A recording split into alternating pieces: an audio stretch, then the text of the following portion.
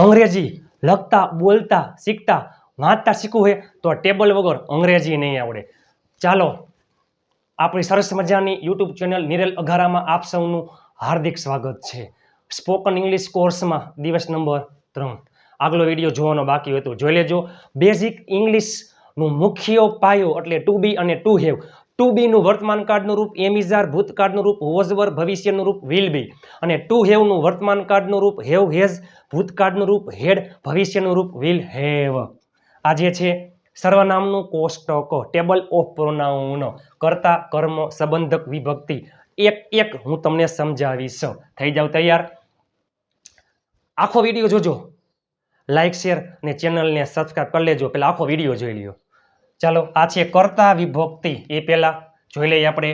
આઈ એટલે હું, મેં, મી એટલે મને, માય એટલે મારો, મારી, મારું, મારા, વી એટલે અમે, આપણે, અઝ અમને, આપણને, અવર અમારું, આપણું, યુ એટલે તું, તમે, યુ કર્મનો યુ એટલે તને, તમને, યોર એટલે તારું, તમારું, હી એટલે તે પુરુષ છોકરા માટે આવે, હિમ એટલે તેને, હિઝ એટલે તેનું, તેના, તેનો, સી એટલે તેણી સ્ત્રી માટે આવે, હર એટલે તેણીને, હર તેણીનું, તેણીના, તેણીનો, ઈટ એટલે તે નિર્જીવ વસ્તુ પશુ પક્ષી પ્રાણી માટે આવે, ઈટ એટલે તેને, ઇટ્સ એટલે તેનું, ધે એટલે તેઓ, ધેમ તેઓને, તેમને, ધેર તેઓનું, તેમનું. જે આ પહેલી કોલમ છે કર્તા વિભક્તિ હંમેશા વાક્યની શરૂઆતમાં આવે છે. આ છે કર્મ વિભક્તિ. જો પહેલે આવતું હોય કર્તા, પછી ક્રિયાપદ અને પછી કર્મ. હંમેશા ક્રિયાપદ પછી કર્મ વિભક્તિ આવે છે. મારી સાથે આવો તો જો કમ વિથ આઈ નહીં, કમ વિથ મી. મારી સાથે આવો, કમ વિથ મી. સ્પોકન ઇંગ્લિશના આપણે કેમ કે સેન્ડ મી, સેન્ડ મી મને મોકલો, સેન્ડ મી બોલીએ છીએ વોટ્સઅપમાં, સ્ટેટસ મને મોકલો, સેન્ડ મી, આસ્ક મી. બરાબર.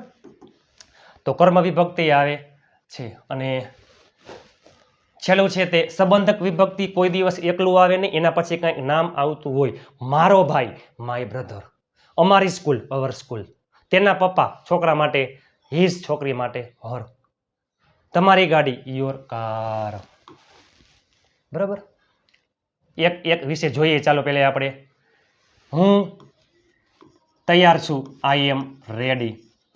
મેં પાણી પીધું તો આઈ ડ્રેન્ક. સાદા ભૂતકાળનું વાક્ય છે વોટર. જો આઈ એટલે હું, મેં, બોલનાર માટે આપણા માટે વાક્ય હોય, હું તૈયાર છું, મેં પાણી પીધું. હવે વી એટલે અમે, આપણે આપણા બધા માટે હોય, અમે ફ્રી છીએ, વી આર ફ્રી. અથવા આપણે ફ્રી છીએ, વી એટલે અમે, આપણે. તું હોશિયાર છો અથવા તમે હોશિયાર છો, યુ આર ક્લેવર. તું અથવા તમે એટલે યુ. છોકરો કોઈ હોય તો એમાં આવે છે હી. તે ખુશ છે, હી ઇઝ હેપી. તેણી ઉદાસ છે છોકરી માટે. તે ગાય છે, ઇટ ઇઝ અ કાવ. પશુ પક્ષી પ્રાણી નિર્જીવ વસ્તુ સ્થળ માટે ઈટ આવે, છોકરા માટે હી આવે, છોકરી માટે સી આવે. તેઓ બિઝી છે, ધે આર બિઝી. તમે જોઈ શકો છો I, we, you, he, she, it, they. શરૂઆતમાં છે આઈ બોલનાર માટે આવે એક વચન, આઈનું બહુવચન વી, યુ એક વચન અને બહુવચન બેયમાં આવે છે. હી, સી, ઈટ ત્રણેય આવે એક વચનમાં, ત્રણેયનું બહુવચન થાય ધે. એક જ છોકરો હોય તો હી, બે અથવા બે કરતાં વધારે છોકરા હોય તો ધે. એક જ છોકરી હોય તો સી, બે અથવા બે કરતાં વધારે છોકરી હોય તો ધે. એક જ નિર્જીવ વસ્તુ નાન્યતર જાતિ પશુ પક્ષી પ્રાણી એક જ હોય તો ઈટ, બે અથવા બે કરતાં વધારે હોય તો ધે. ખૂબ એટલે ખૂબ અગત્યનું છે. ચાલો મી એટલે મને. બોલીએ છીએ સેન્ડ મી મને મોકલો, આસ્ક મી મને પૂછો, સેન્ડ અઝ અમને મોકલો, આસ્ક અઝ અમને, આપણને અમને પૂછો અથવા આપણને પૂછો એમ. યુ એટલે તને, તમને. Just example, I will tell you. હું તમને કહીશ અથવા હું તને કહીશ. છોકરા માટે હોય તો આઈ વિલ ટેલ હિમ, હું તેને કહીશ. છોકરી માટે હું તેણીને કહીશ. કોઈ ઘાયલ પશુ પક્ષી પ્રાણી કોઈ ઘાયલ હોય હું તેને મદદ કરીશ. I will help it. આ ઈટ છે એ પશુ પક્ષી પ્રાણી માટે છે. હું તેઓને કહીશ, હું તેમને કહીશ. તો ધેમ ક્રિયાપદ પછી આવતું હોય છે, તમે જોઈ શકો છો. અને સ્પોકન ઇંગ્લિશમાં આ જ આવે છે. પેસિવ વોઇસમાં આ આવે છે. ચાલો, માય એટલે મારો, મારી, મારું, મારા. મારા ભાઈ, મારા મમ્મી, મારા પપ્પા, મારા બહેન, મારી ગાડી, મારા રૂપિયા, બધામાં માય આવે. My father, my brother, my sister, my wallet, my money, my car. કોઈ છોકરા માટે હોય તો એમાં હિઝ આવે. His father, his brother, his sister, his brother, his car, his money. છોકરી માટે her father, her brother, her mother, her sister, her car, her money. બરાબર. કોઈ પશુ પક્ષી પ્રાણી હોય તો ઈટ્સ આવે. તેની ચાંચ, તેની પૂંછડી, તેના પગ, એમાં ઈટ્સ આવે. તમારા પપ્પા, તમારા મમ્મી, તમારા ભાઈ, તમારા બહેન, તમારી ગાડી, તમારા રૂપિયા, તમારું બાઇક, બધામાં your father, your brother, your sister, your mother, your car, your money, બધામાં શું આવે?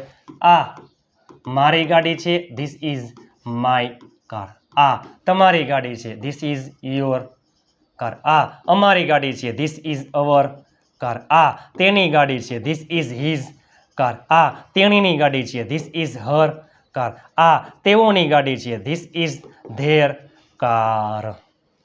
જો એના પછી નામ કંઈક આવતું હોય તમે જોઈ શકો છો. તેના પપ્પા છોકરી માટે હોય તો હર ફાધર.